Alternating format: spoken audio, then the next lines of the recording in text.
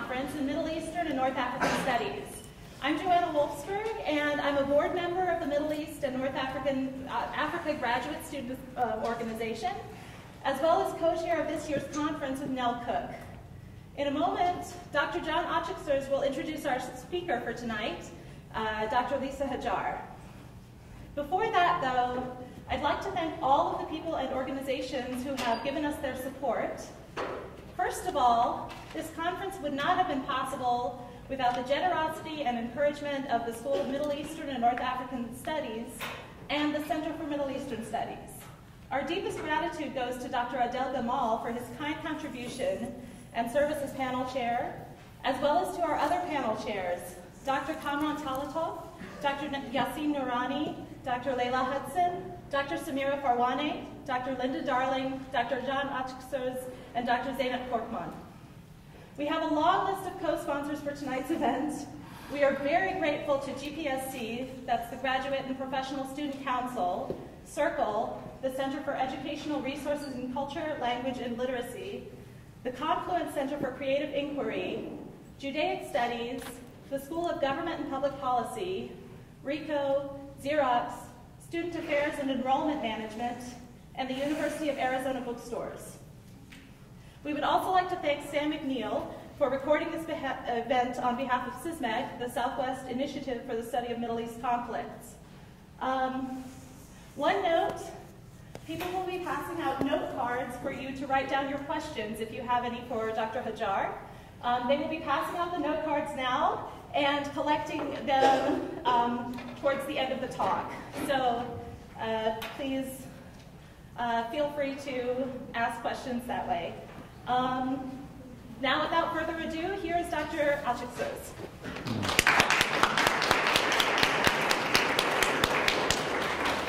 Thank you, Joanna.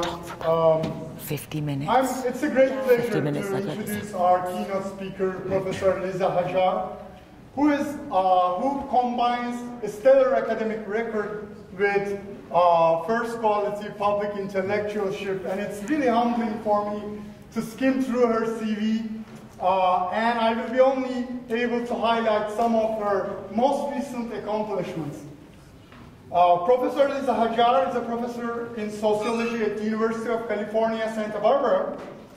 Her research and writing focus on issues of law and legality, war and conflict, and torture and human rights. She's the author of 2 books. Her first book is Courting Conflict, the Israeli Military Court System in the West Bank and Gaza, which came out of the University of California Press in 2005. And her second book is entitled Torture, A Sociology of Violence and Human Rights, and this came out of Routledge in 2012. Lisa Hajjar serves on multiple editorial committees, including Middle East Report, Jadaliyya, and Journal of Palestine Studies. She's currently working on a book about U.S. torture and the role of lawyers. She will be the Edward Said Chair of American Studies at the American University in Beirut in 2014-2005, which is the coming year. So without further ado, I will leave the stage to Professor Lisa Hajjar. Please welcome her. Just let me know if everything's fine. Well, I'm really honored to be here, to be part of your conference, and I'm grateful to everyone who brought me, and I'm also grateful to you for spending some time on a Friday evening with me. So tonight, what I'm going to be doing is talking about my experience, first a little bit about my experiences at Guantanamo and how I got there and what it means to go to Guantanamo, but then kind of shifting towards the more significant issue, which is what's going on in Guantanamo now, particularly the government's efforts to put a number of people on trial, and the difficulties of that, because the people who are currently on trial in the military commissions were all tortured by the CIA. So for anyone who's been paying attention to what's going on in Washington these days, CIA torture and public desires to know about it are very much in the news. But anyway, to get started, I was working on as Jean had said, was I'm working on a book on American torture and the role of lawyers, and particularly, since shortly after the 9/11, and it became clear that the U.S. government, the Bush administration, was embarking on a route of torture. I was always very interested in who was responding to American torture and how, and the answer was largely lawyers, and that was very understandable because the Bush administration legalized torture in a sense by reinterpreting laws in certain ways.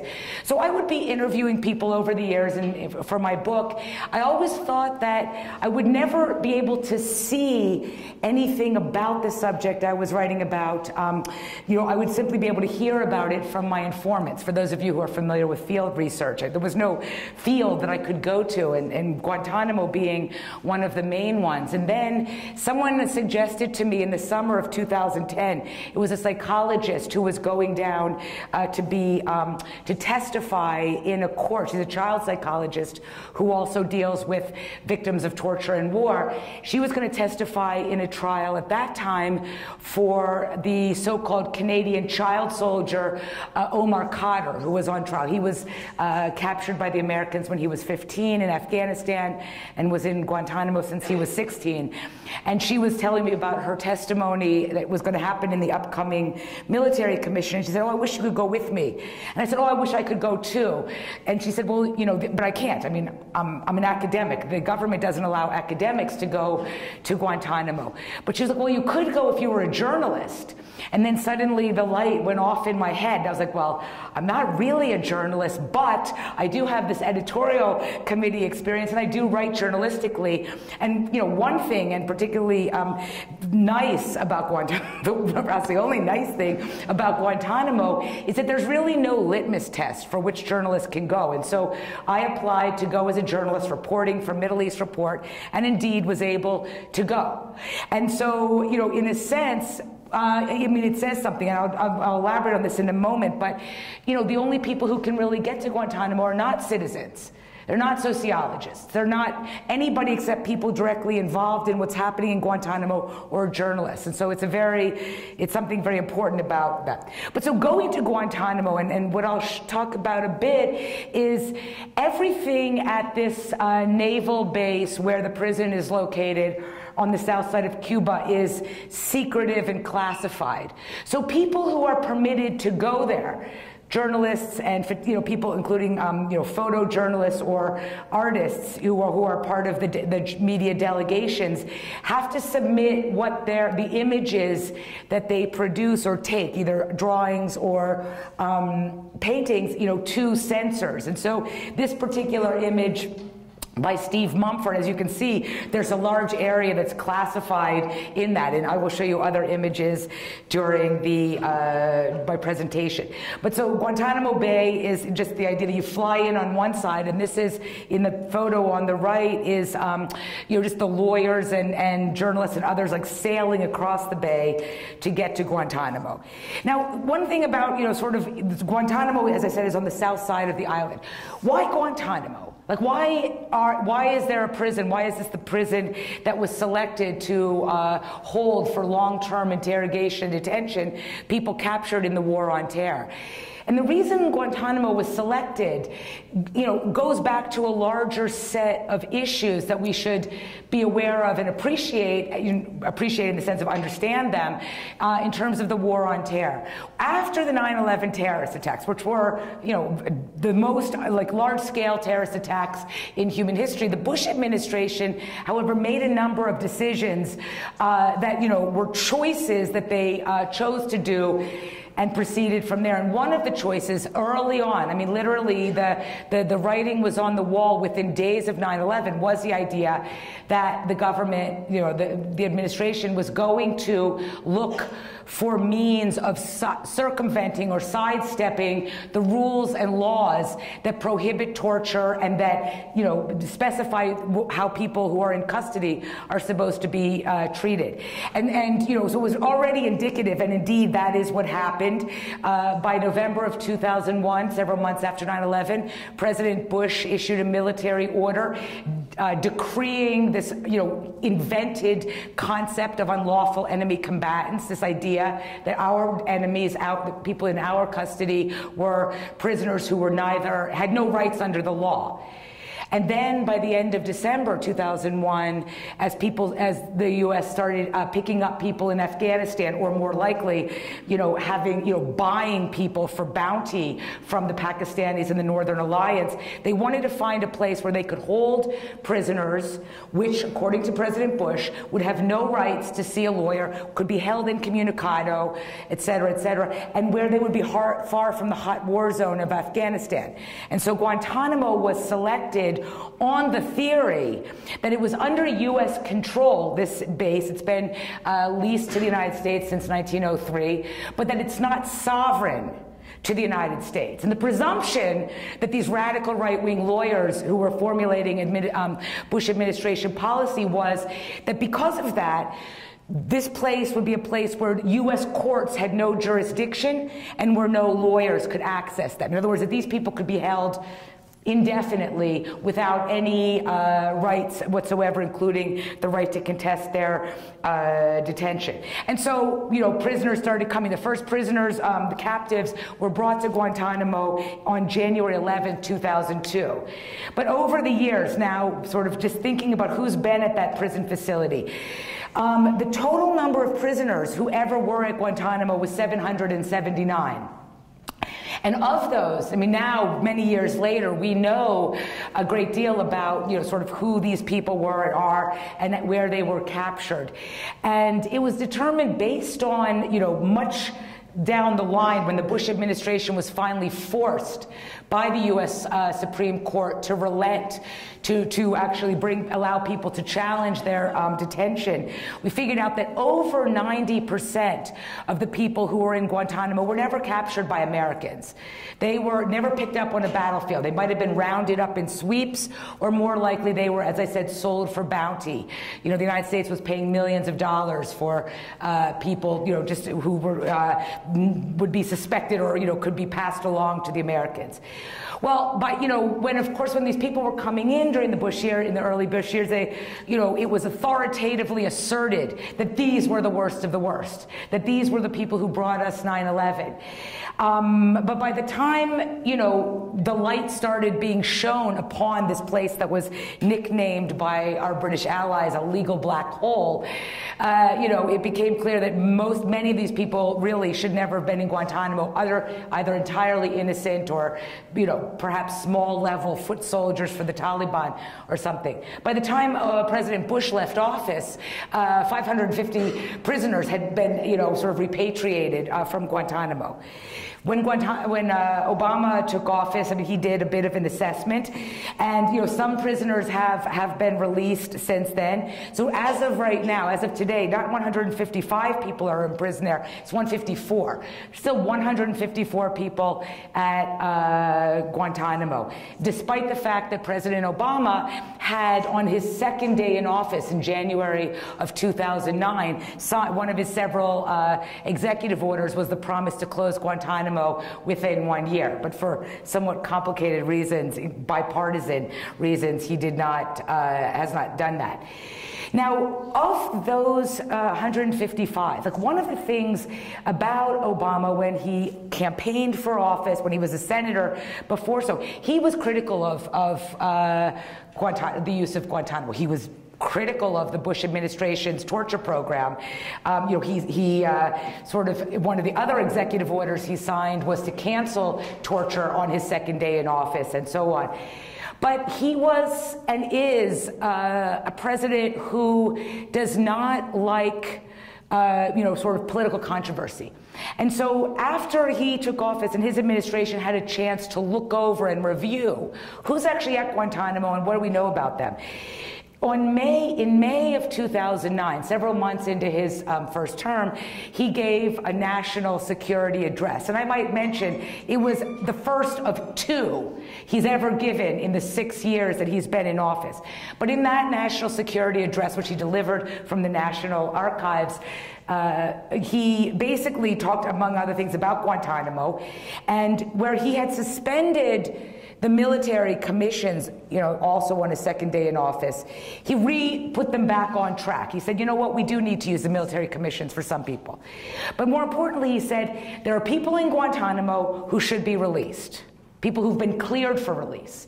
We should move quickly and release them. There are some people we're going to try. Some will try in the military commissions. Some terrorists will try in federal courts, he said. And some people, and this was the thing I think for people who were hoping for a more, realistic rule of law commitment from the constitutional law professor who now serves as our president, something better than what he said was that there are 45 people who are too dangerous to be released but can't be prosecuted, either because they were tortured or there's no evidence. So Obama put his own signature on indefinite detention. So there are a number of people.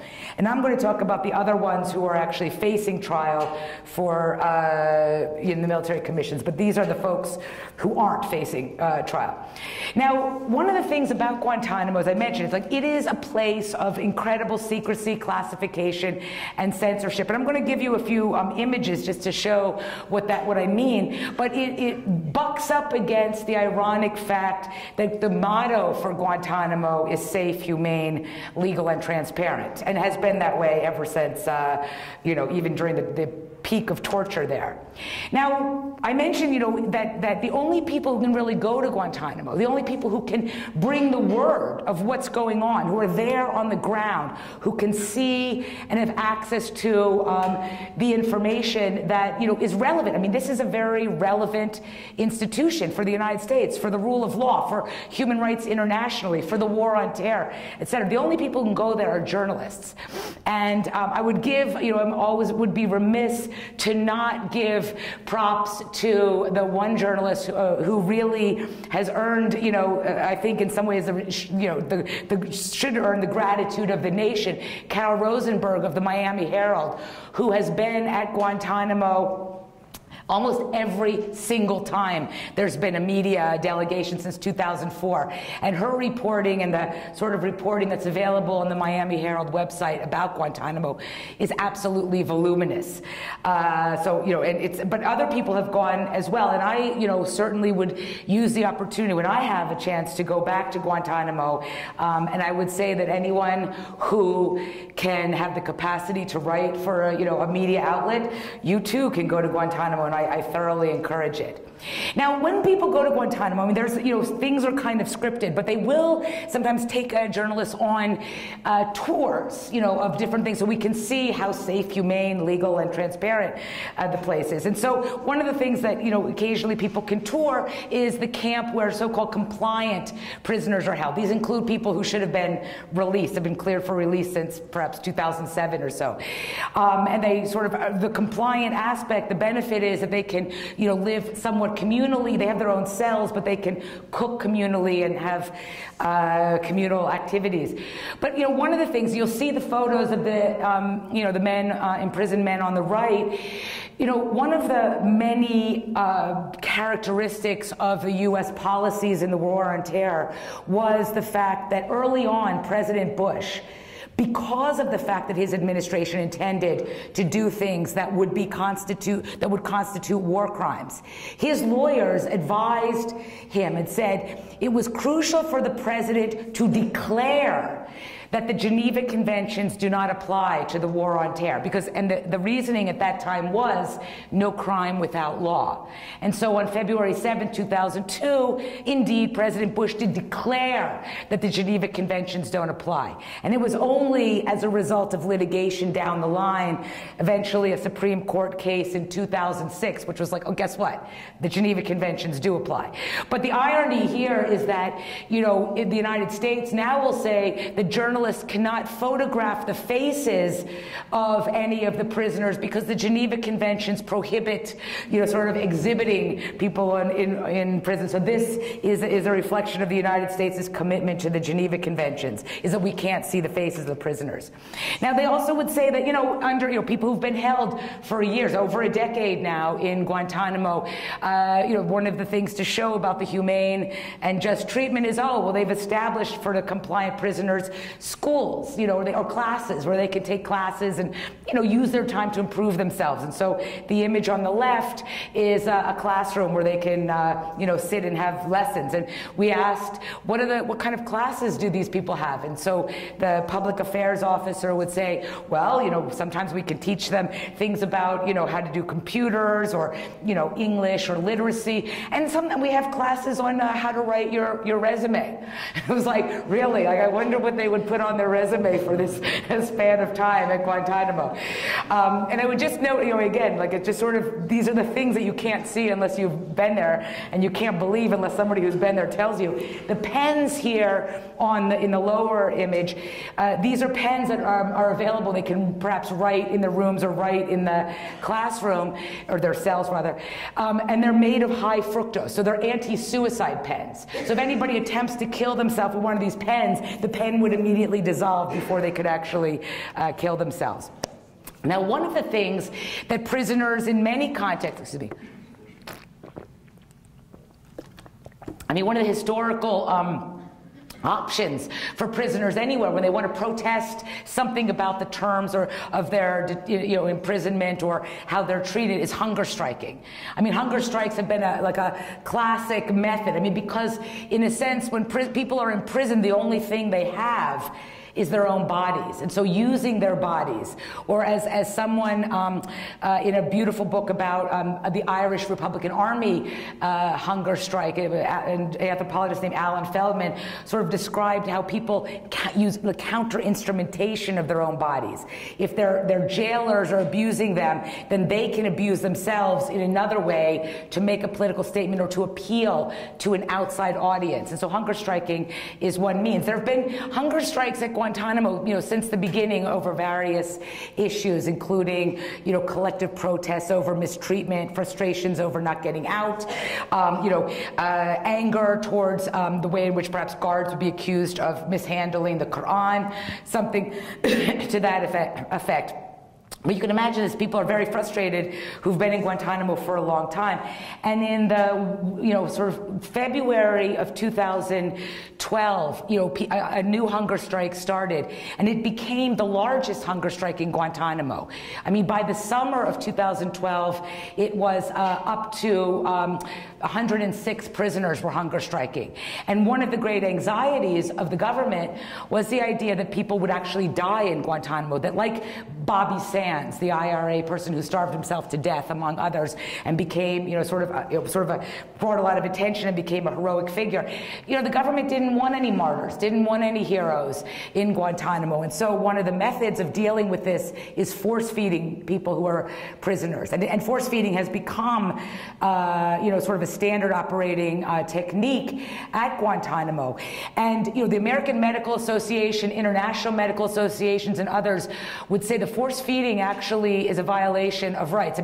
It's the right of prisoners to, sort of being forced against their will to be fed is something that deviates from the law. It is a very stark set of issues about, people, in a sense, opting to die to make a statement rather than being force-fed. But the force-feeding procedure essentially involves being strapped into this kind of force-feeding chair. And if you want to see a little, sort of a public service sort of public service video protesting this. It was produced by a human rights organization called Reprieve, but it was starring Yassine Bey, better known as Mos Def. And so if you just Google, Mos Def force feeding Guantanamo, you will come to the video where Mos Def attempts to submit himself and sort of has to call it off in the middle because it's so brutal. But during one of our prison tours, we were, of course, journalists were asking about the force feeding. And so in the lower picture is a public affairs medical person, and he was explaining the force feeding procedure. And again, without any apparent irony, he was saying, among other things, that the tube, they're strapped down, the tube gets inserted into their nasal cavity and then goes down into their stomach. He was describing that. But he then was saying that, for example, one piece of evidence about how, sort of considerate the whole process is that when they force feed people during Ramadan, they use date-flavored ensure because they understand that Muslims really like dates during Ramadan. And so General John Kelly, I mean, there's been a hostility towards reporting on, the force feeding and the hunger striking, et cetera. And in fact, in December of 2013, Guantanamo General John Kelly decided no more information will be given to journalists. Neither the number of, prisoners on hunger strike nor the number being force-fed or anything. And General Kelly, who's the commander of the U.S. Southern Command, basically, sort of taking a kind of hostile view, which is, I'm sad to say, but oftentimes fairly common vis-a-vis journalists who are trying to bring information about this place to a public that is excluded from it. And he described it as, an agenda-driven, chattering class and self-serving and misguided pundits who ought to be ashamed of themselves for reporting in the way they do. And of course, the queen of the Guantanamo Media Corps, Carol Rosenberg, reported on his statements. Now, I'm going to shift over to the issue of the military commissions, but I wanted to use these images just to show you a little bit about, a little more about the censorship regime. So the building depicted here is the older military commissions building. It was an older building that became designated as sort of the first military commissions building where some of the first cases went through. But, we are told as journalists when we're there that we are only allowed to depict in photos or art exactly what is in these images. We can see what's to the left and the right of these things, but they can't be depicted, and that's part of sort of the national security apparatus. And the question would be, this is one of the most heavily guarded, most intensively secure remote sites on Earth. And so I myself would ponder, what is it that would be so dangerous about showing you what's over to the left of that thing? But say, Libby, you got to go for yourself if you want to see it. And this is the image that we're allowed to portray of the newer high security military commission facility, and that's where the military commissions are taking place now.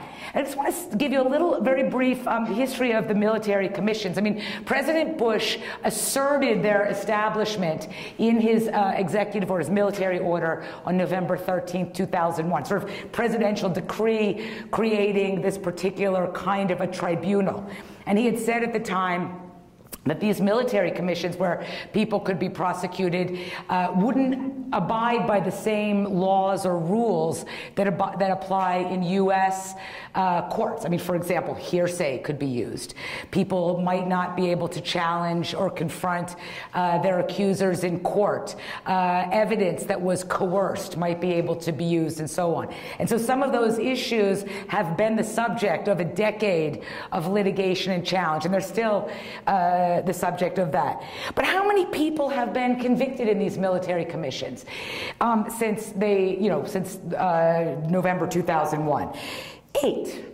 Eight people, of whom 6 were convicted through plea bargain agreements. The most recent one being someone named Ahmed al-Darbi, who just last month agreed to a plea bargain in exchange, and so he'll an additional 8-year sentence in exchange for testifying against one of the people on trial now, Abdul Rashim al-Nashiri, and I'll speak to him about him in a moment. But the other ones were basically, convicted through plea bargains, and then 2 people were convicted at trial. One of them was, Salim Hamdan, Osama bin Laden's driver, who was convicted. He's now back in, he served his sentence. He's now back in Yemen. The other person who was convicted on trial was somebody named Ali Bahlul, an Al-Qaeda propagandist who refused to participate in his own trial. He stood mute, and his military lawyer stood mute beside him. And, the main allegation was that he made a recruitment video, which you can actually access in the United States without theoretically without going to jail, but he got a life sentence for that. And then now there are, the several other, the people who are on trial now, which I'll come to, are people who've been tried for, or are being tried, who are CIA custody. Or were in CIA custody, excuse me. And so one of the things that one really finds when you're dealing now with Guantanamo, with the military commissions, what's going on, although Obama Bush actually, for all intents and purposes, closed down the CIA operations in September of 2006, following an important Supreme Court decision, the one that recognized that the Geneva Conventions apply, Hamdan v. Rumsfeld. And in September of 2006, President Bush, at a press conference on the White House lawn, for the first time publicly acknowledged the existence of the CIA's program, interrogation detention program. And he referred to the torture techniques as alternative techniques or enhanced techniques, which he asserted were completely legal because lawyers in his administration had said they were. But he also at that time moved 14 people who'd been in secret CIA custody for years, including the people on trial now, out of the darkness and into the dimness of Guantanamo. And so, the fact that there are people who were, tortured by the CIA, although the CIA program sort of effectively ended then, and Obama categorically ended that, on his second day in office in 2009. Nevertheless, the CIA looms very, very large at Guantanamo, even though in a way you never see them. But one can really see that Guantanamo as a kind of microcosm of what we are seeing on a larger level in this country now. If you're paying attention to the fight going on now between the Senate Intelligence Committee over their 6,300-page investigation into the CIA torture program and the fighting going on back and forth. Just today, for example, both the CIA and the Senate are asking the Justice Department to criminally investigate each other for spying on each other. But so these are some of the very big issues, and we see it in high concentration at Guantanamo. So there are a number of people at Guantanamo, 15, who were ever in CIA custody.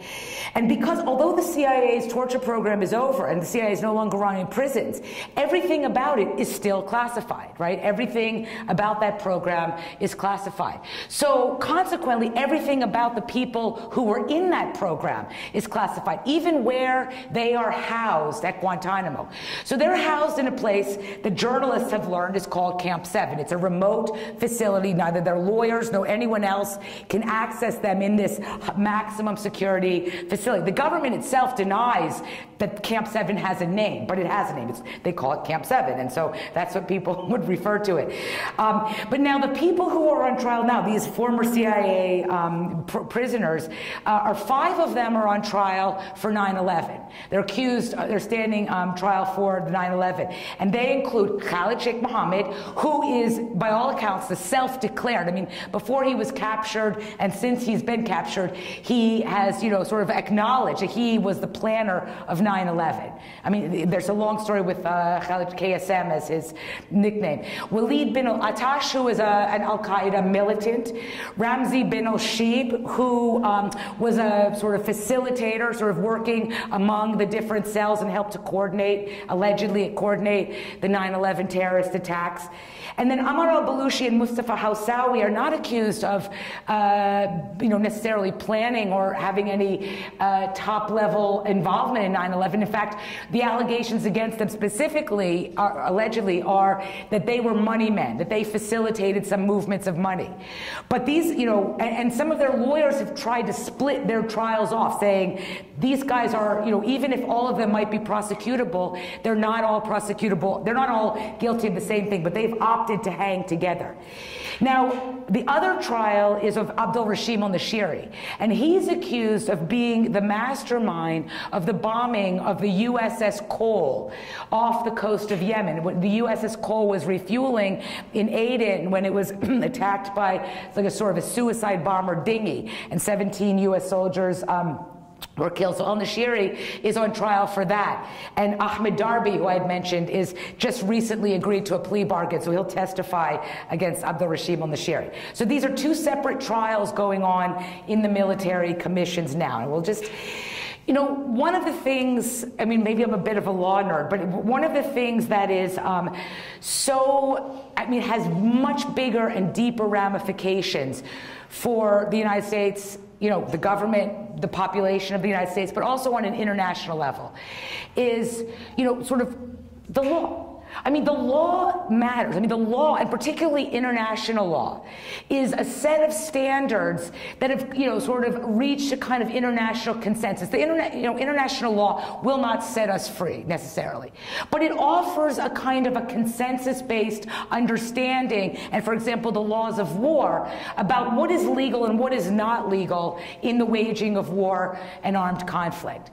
But the United States, for varying reasons, and I'm happy to elaborate in question and answer, I'm not going to go too deeply into it now, has essentially, I mean, and in different ways across time, from 2001 onwards, strived to reinterpret international law, international humanitarian law, which is the laws of war, the Geneva Conventions, as well as, you know, the applicability or inapplicability of human rights law.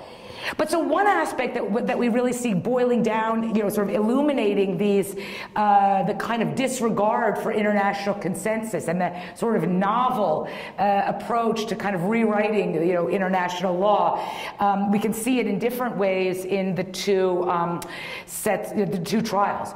So one of the things about military law and war is, like, military law, and I'm telling you something now that people in the armed services, in the U.S. military, have not uniformly, you know, both have not been very happy about the establishment of military commissions or efforts to use military law to prosecute people who are essentially accused of terrorism offenses. So this is not like some, you know, hippie liberal critique. I mean, this also, I mean, hippie liberals may critique it, but also so do people who are knowledgeable about the laws of war.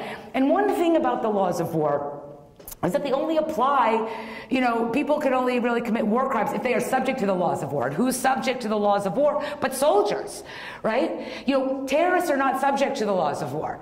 But to accuse people, you know, of law of war offenses and then try them in a military commission actually is a manifestation of distorting, misinterpreting, misunderstanding the laws of war. But the other thing is that you can't really have a war crime unless you have a war. And so one of the things that now the government has to deal with is the fact that they are putting on trial, as for a war crime, Abdurrahim al-Nashiri, who is accused of perpetrating an attack in 2000. The United States wasn't at war in 2000. So what the U.S. government is essentially doing, and this perhaps is maybe more appealing to students than others, is that they're attempting to rewrite history itself. They have to rewrite history about when the war started. And so in varying venues or in varying ways, you'll see the U.S. government having multiple versions of history. For example, some will say, we were at war since 1996 when Osama bin Laden, you know, issued his first fatwa against the United States. We just didn't know it. We must have been at war in 1998 when Al-Qaeda perpetrated attacks on 2 U.S. embassies in Africa. We just didn't know it. Or we did a little bit of things, but we didn't declare war. And certainly we must have been at war in 2000 when, you know, the USS Cole was attacked. But it's really only after 9/11, when Congress passes the authorization to use military force, that really the state of war begins. And so just on the thing of prosecuting al-Nashiri, it deals with that kind of issue.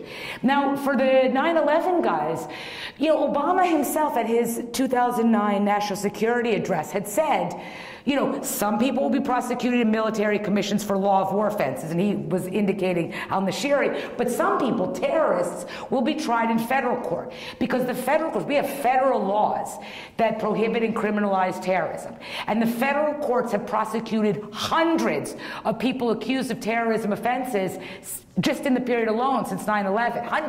Hundreds have, you know, been prosecuted, etc. So the indication was that the people accused of 9/11 would be they're terrorists, they'd be prosecuted in federal court. And in November of 2009, Attorney General Eric Holder announced the plan to put these guys on trial in New York the scene of the crime, as he said at his press conference. And then immediately, the kind of, you know what, if we want to talk about the chattering class led by Cheney and others went completely ballistic, you know, like, oh my God, it proves Obama does not love America. He's willing to bring the most dangerous terrorists in the whole world to downtown Manhattan, and, you know, all hell and brimfire is going to, you know, come down upon us. And, you know, consequently, you know, the Obama administration has no appetite for political fights of that kind, even if it's a fight to defend a principled position that they themselves had chosen. So they backed away, and they now put these guys on trial in military commissions as well. So they were recharged and arraigned for the first time in March of 2011. So inside the military commissions, I mean, this is essentially what it looks like for the 9/11 trial. You know, each of the defendants sort of has his own team of lawyers, and they kind of sit in a row. In the military commissions, every defendant is assigned to a military lawyer, at least one.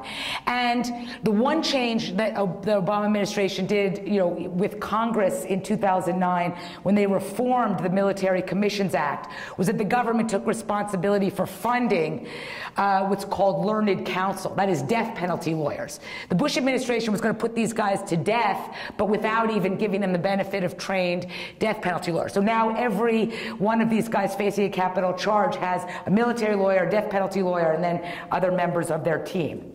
But the real looming issue, and, you know, these guys are not on trial now. What is happening is there is pretrial motions going on. And pretrial motions, in both cases, although perhaps the Nashiri case will move forward more quickly. But why is there so much pretrial motions? They are fighting over everything because of the fact that these people were held in secret CIA custody and tortured. So they are fighting, the defense and the prosecution are fighting over what can be said in court. What access to evidence can the defense have? What, you know, every aspect is a matter of a big, huge fight. Largely because of the fact that the government does not want to use these courts as an opportunity to put the CIA on trial. And so that is literally what's being litigated. And for the 9/11 thing, at the earliest they could possibly, in the most optimistic scenario ever, assume the trial would start, they've said would be February of 2015. And that would be highly optimistic. So the chief prosecutor is someone named General Mark Martins, and he's actually the chief prosecutor for both of these cases. Very distinguished person. I mean, if the government has to have sort of a face, you know, to make its arguments, they couldn't have picked a better one than General Mark Martins. I mean, Mark Martins is a Rhodes Scholar, very intelligent, very articulate, very suave. He was the legal advisor for General Petraeus when Petraeus was, you know, sort of the commander in Afghanistan, and so on. But so now Mark Martins' role, I mean, aside from putting on and sort of dealing with these cases, is also dealing with the journalists. And the line that the government has, I mean, many people will say this, but Mark Martins, in a sense, is one of the people to give the official U.S. line. And when journalists would say, well, why is the government fighting defense lawyers on all these particular kinds of issues? And what Mark Martins will basically say is that vis-a-vis the CIA torture, the government's line, and Mark Martins articulates it, is the government has no intention of using any statements or any information elicited through torture. We're not going to use it. You know, the government did some bad things in the past, but we're not going to rely on that. So therefore, information about that is irrelevant. We're not going to use that information, so it's irrelevant. You know, and you know, anything about the CIA, you know, their treatment, CIA custody, and moreover, they would say that you know, the emphasis is that the government wants to pursue accountability for 9/11. They want to pursue justice for 9/11 in the military commissions. And therefore, if anything about the CIA program was to be aired in courts, to be available to journalists to hear and report on, it would be a distraction. We wouldn't, you know, putting the CIA on trial would somehow be a distraction. But that is, you know, I mean, that's a very politicized way of understanding the deep significance of government-authorized torture. And so the military and civilian defense lawyers, you know, who are working on these cases, You know, I mean, whether it's about, you know, putting the CIA on trial or not, any good lawyer, any good defense lawyer is going to want to know all the information that he or she can about relevant things. And it's certainly relevant how someone was treated from the moment they were captured, you know, until it's sort of the pretrial detention. So in a sense, you get people who have never really had this kind of experience. I mean, Walter Ruiz in the middle, he's the lawyer for Mustafa Housawi. Cheryl Borneman is a death penalty lawyer from Chicago, and David Nevin is a death penalty lawyer from Utah. But, you know, I mean, while Ruiz has had some experience because he's been in the military, Borneman and Nevin and the other lawyers on the team who've, you know, years of death penalty experience, years of top, you know, security case experience, have said it's inexplicable. They've never had to work with their hands tied behind their back or in the dark in such a way. And so just to talk about some of the things that are grievous to the defense lawyers, I mean, let me put these guys in context. Representing people who were tortured by the CIA is a particularly challenging role for lawyers. But all lawyers, from the time the Supreme Court issued its first ruling in 2004 until now, you know, all lawyers who've been able to have access to Guantanamo prisoners to represent people have in fact faced incredible problems. And what are those problems? Both the Bush administration and the Obama administration have manifested, and I would say this is not an overstatement, nothing but contempt on the part of the government for our adversarial legal system, for the legal process. And that contempt has manifested itself in all kinds of ways. The harassment that lawyers have faced, the kind of the slanders and the malignment, you know, by public officials and others of people who are simply trying to do a job, which needs to be done. If you're going to have justice, you need to have defense lawyers. But just to give a few examples, to get to Guantanamo at all, and certainly to get to access people who were, you know, tortured by the CIA, it is imperative that the only way they can do so is if they sign protective orders with the government. And these protective orders are essentially gag orders. And these gag orders have criminal penalties. So what you see about Guantanamo, specifically about the CIA, former CIA custody prisoners, but about everyone, is you've got hundreds of lawyers who are, in some ways against their will, keeping the government secrets at the risk of criminal liability. And so, I mean, so the gag orders are ones, and it's very difficult, then lawyers can't say certain kinds of things. For example, I said, so, you know, I come up to a lawyer, I said, yeah, hey Cheryl, you know, your client, Walid bin al-Attash, you know, I heard he's a little crazy. And her response would have to be, I can neither confirm nor deny anything about my client's mental state. I mean, she cannot even now talk about the state of her clients, etc. Another manifestation of governmental contempt, or the problems at least, is that in this particular legal system, there's really no separation.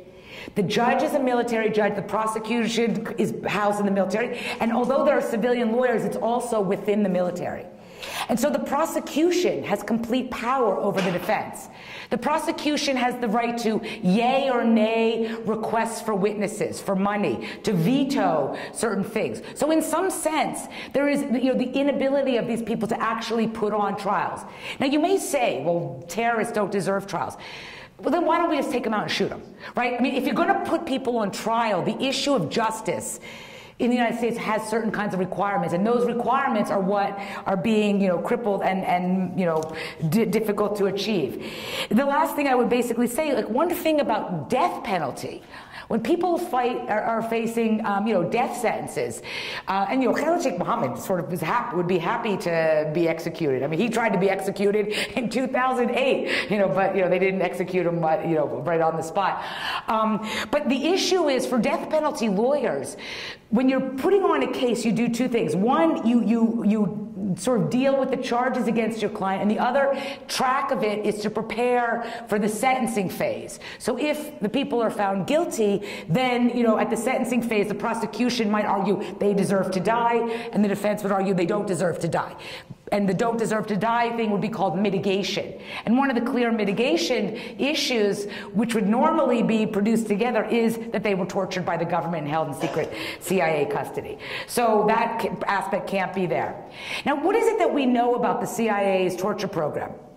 The two main things we know are that the CIA ran secret prisons called black sites in a number of countries, including some countries in Europe. And in fact, when in 2005, Dana Priest of the Washington Post broke the story that there were secret CIA torture centers in Poland, Romania, and Lithuania, immediately the CIA sort of like, went, oh my God, shit, and like moved their detainees off the continent and on to Morocco immediately. But one of the issues is that Europe, unlike the United States, has a very robust commitment to international law and something called the European Court of Human Rights. And so now there are court cases for Abdul Nashiri and Walid bin al-Attash, as well as another CIA prisoner, who are actually have been recognized as victims. And so Poland is being dragged before the European Court of Human Rights for colluding with the CIA. The other aspect of the CIA's program was called extraordinary rendition, where people could be kidnapped and then sort of secretly transferred to the torture facilities of other governments, including Morocco, Jordan, Syria, Egypt was a prominent place. And so that those two aspects are relevant. And what the defense lawyers in these cases are trying to say is, what happened to my client? Exactly which black sites was my client sent to? Exactly where was my client, if anywhere, extraordinarily rendered, and what happened to him, and so on. So these are aspects that we're still, that through the trial and through other means we're trying to know. What happened? I mean, the overarching permissiveness for torture that was granted directly by the Bush administration White House, the principals, who were sort of constantly kept in information about what was going on with prisoners, was that they essentially provided a license for what CIA interrogators wanted to do, which was a combination of interrogation tactics, both physical and psychological, in order to produce something called learned dependency. And in fact, one of their inspirations for producing, like breaking people, learned dependency, was experiments done on dogs. That if you abuse a dog long enough, that dog will simply stop resisting. And that was actually the premise for the CIA's torture program.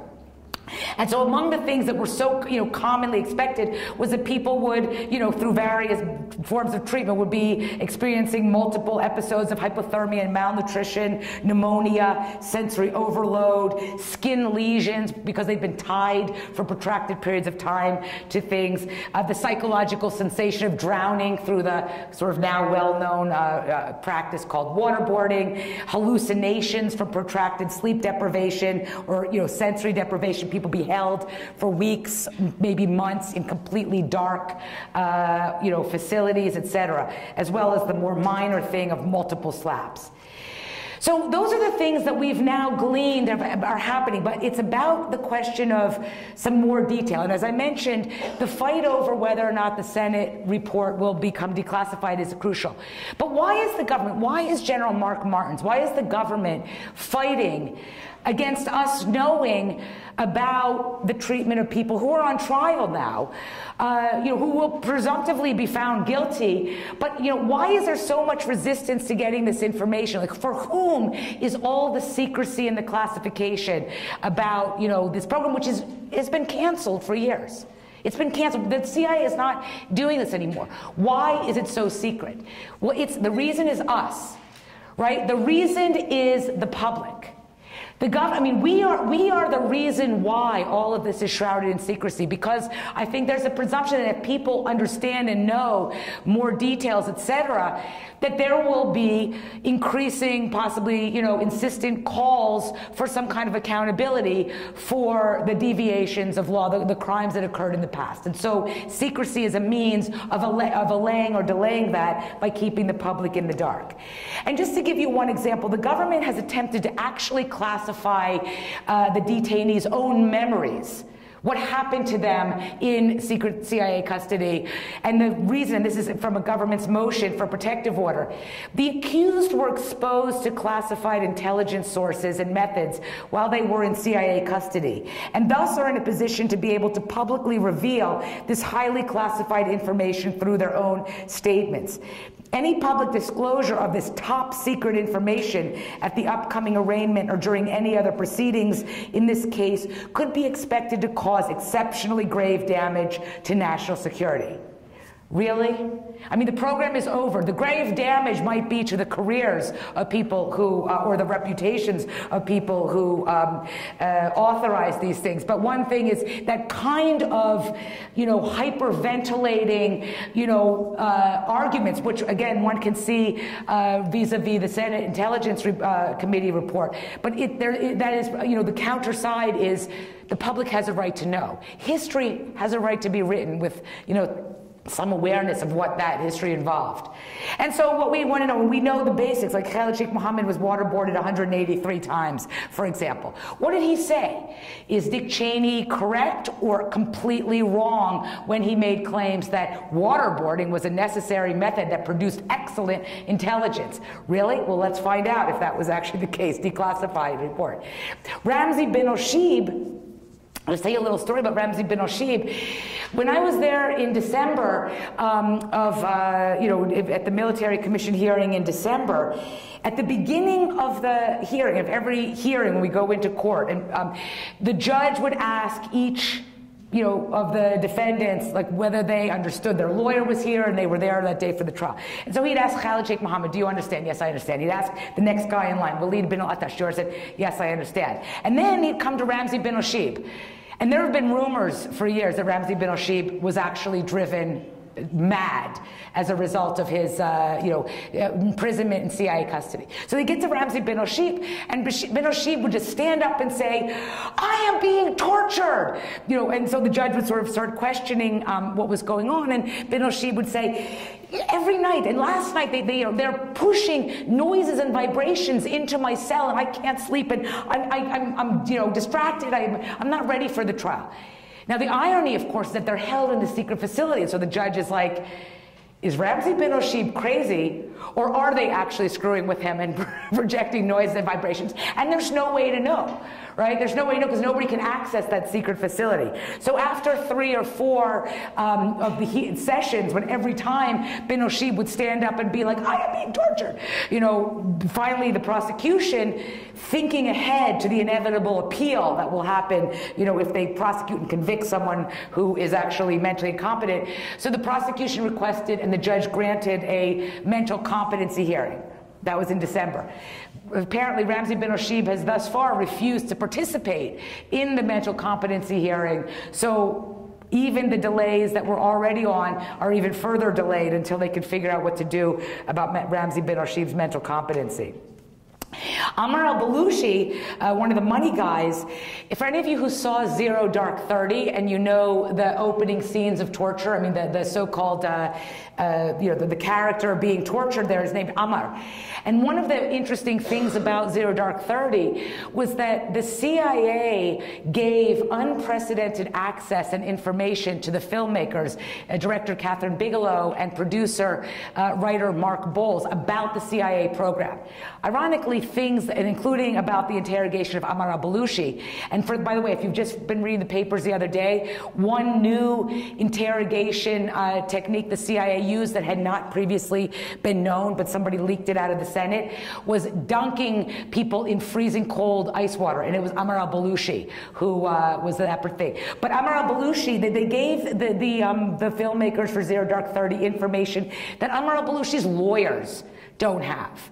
And in fact, so that some of the things about the opening scenes were sort of depicting the Amr al-Baluchi treatment. And in fact, the access that the filmmakers had that the lawyers don't have is itself now being litigated in the military commission for 9/11. I'll skip this one. But so ultimately, just to bring it to a close, this is in a sense what the court room looks like. The courtroom is in the front.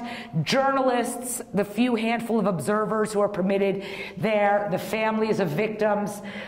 There's a lottery for victim family members who want to go down, and they can sit there, sit in a room behind soundproof glass to see what's going on in the courtroom. But there's a 40-second delay on the audio. And there's also people who, if anyone mentions in the courtroom anything about the CIA's program or torture, a buzzer will go, flashing lights will happen, and the audio will be cut.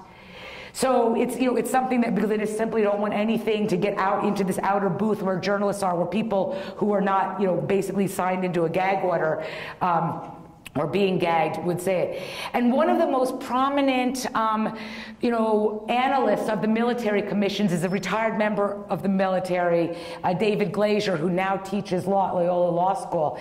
He's written some of the most important sort of studies about the military commissions. We're in communication about these issues. And, one thing he said, which I think is an opinion widely shared by other close observers, is he said, at the risk of compromising my scholarly objectivity, I think it's time to identify these trials for what they are, the torture commissions.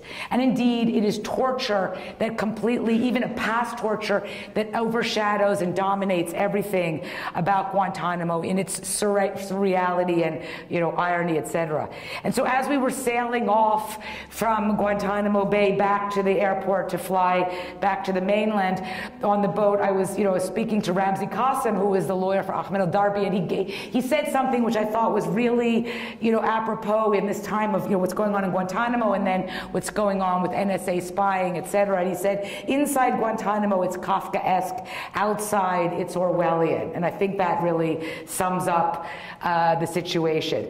And just finally, just sort of the Orwellian or the Kafkaesque, that is actually a real Guantanamo. Iguana. So thank you very much.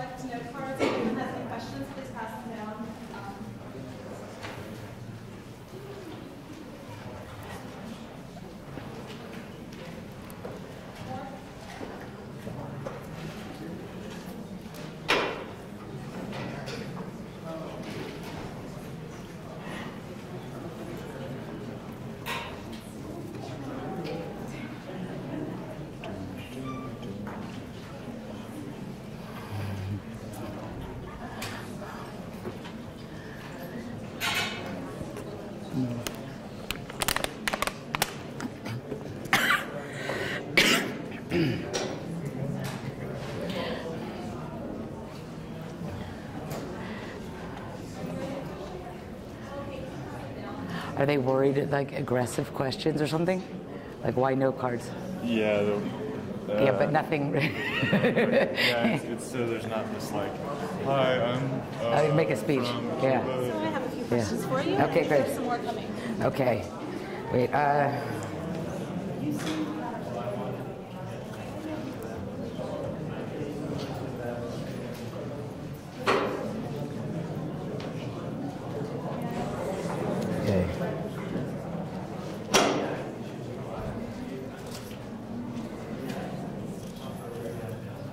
Okay, could we like, I'll take a couple of these, but why don't we just like do the hands?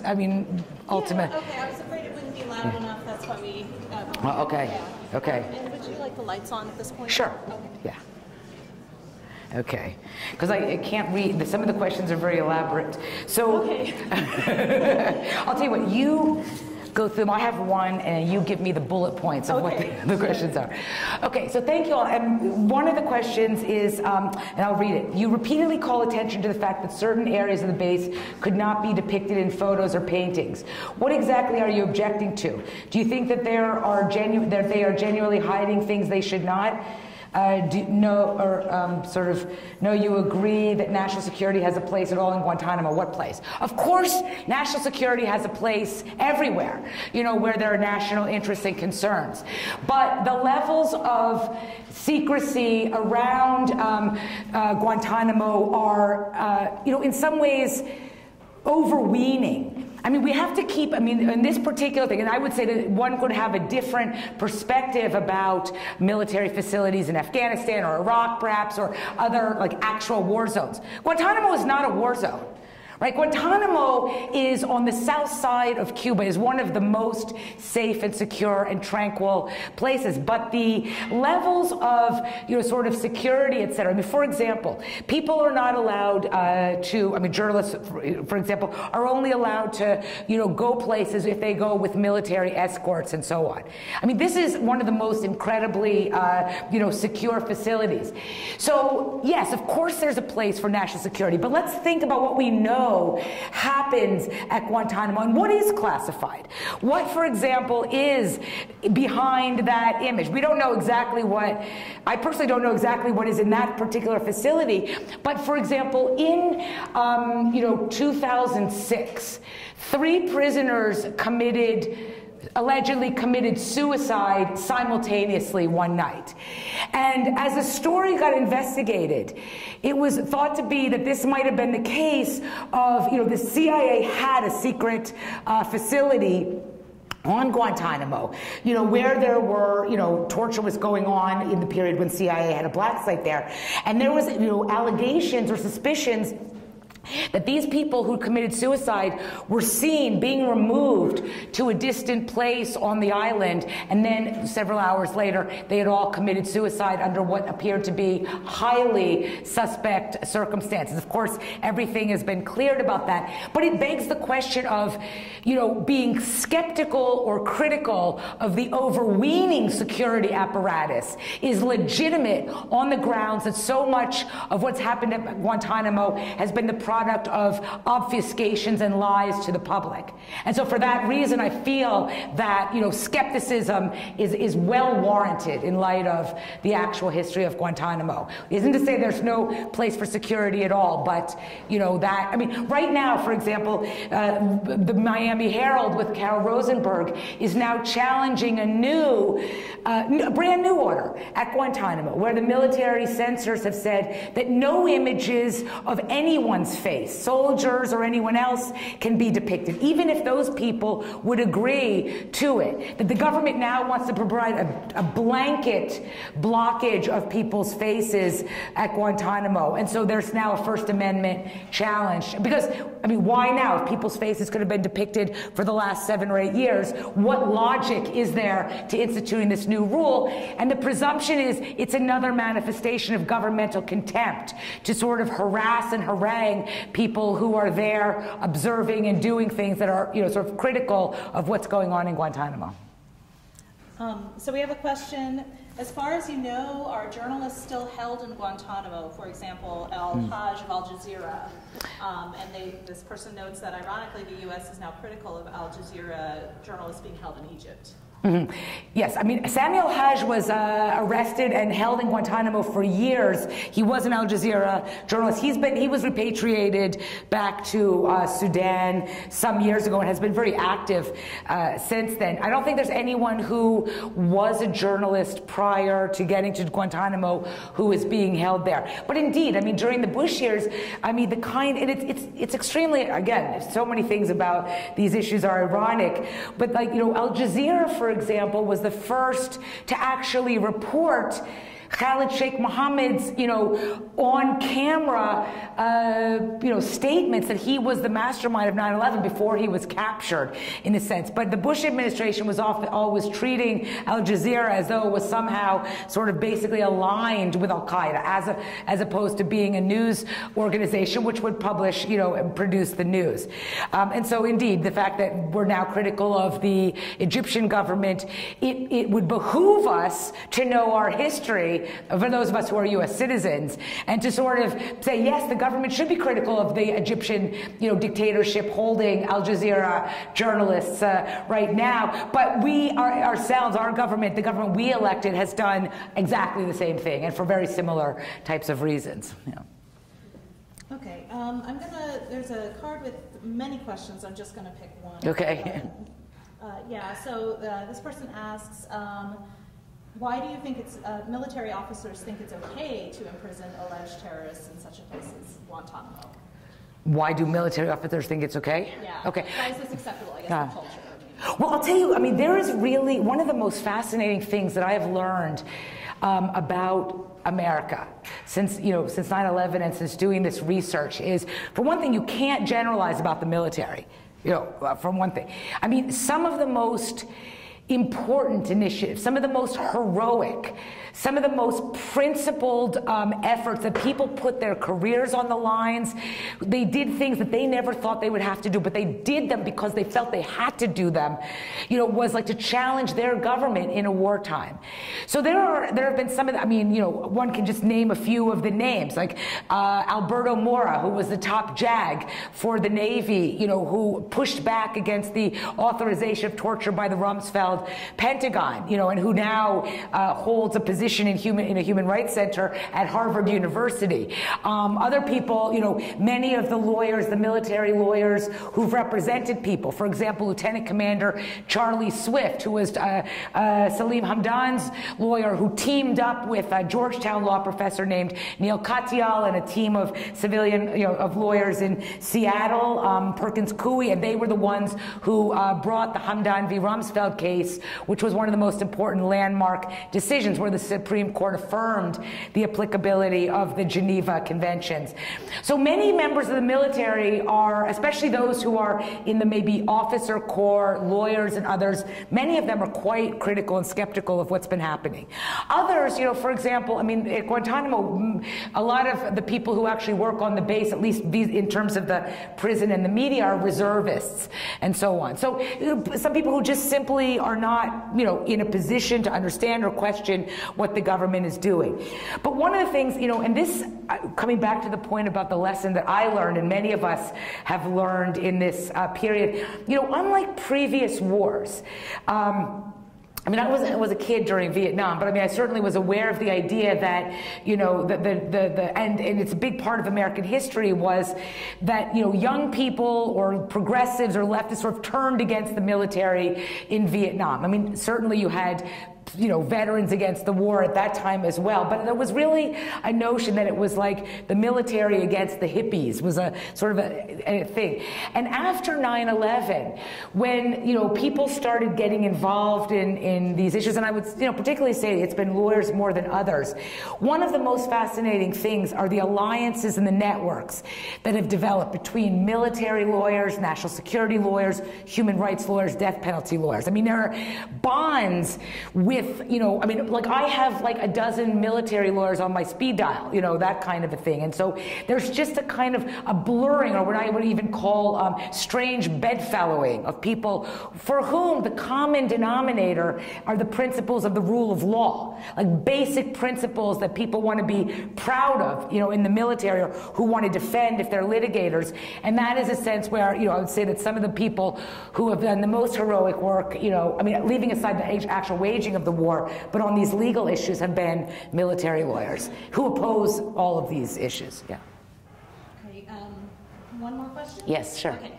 One of the most famous Guantanamo prisoners, Al-Brahimi. An Algerian citizen.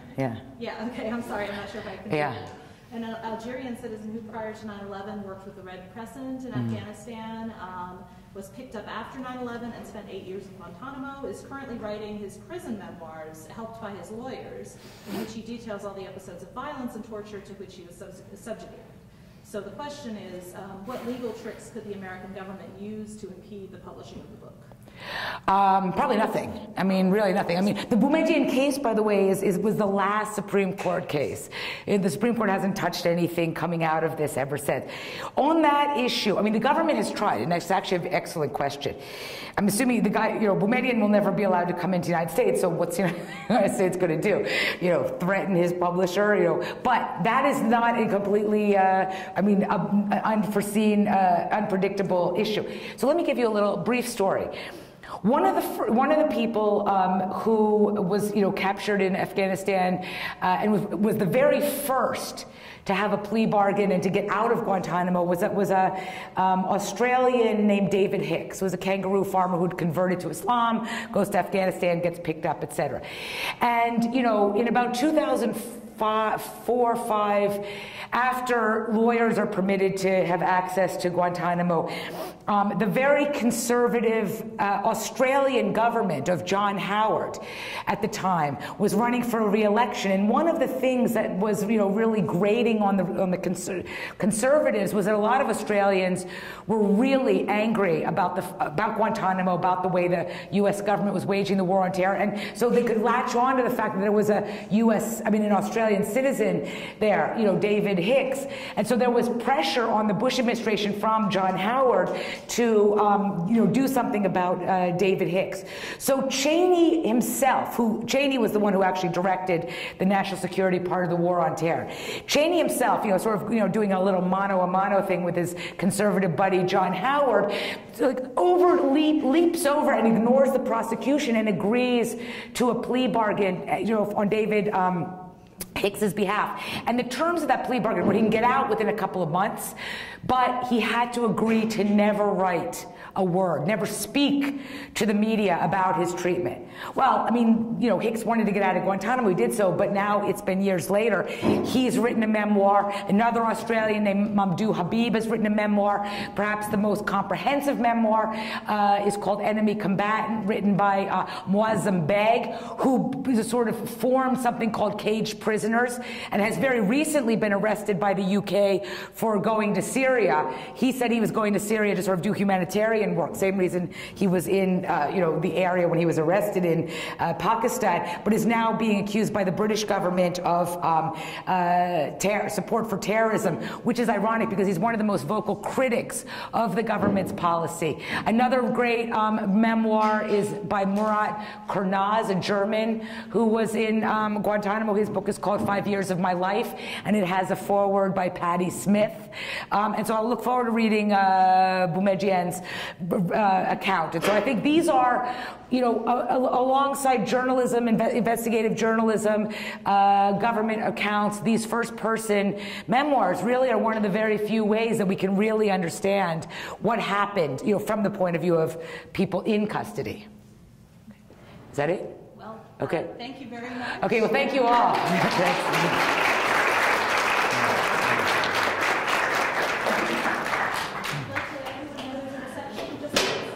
Reception upstairs, in case you can't hear.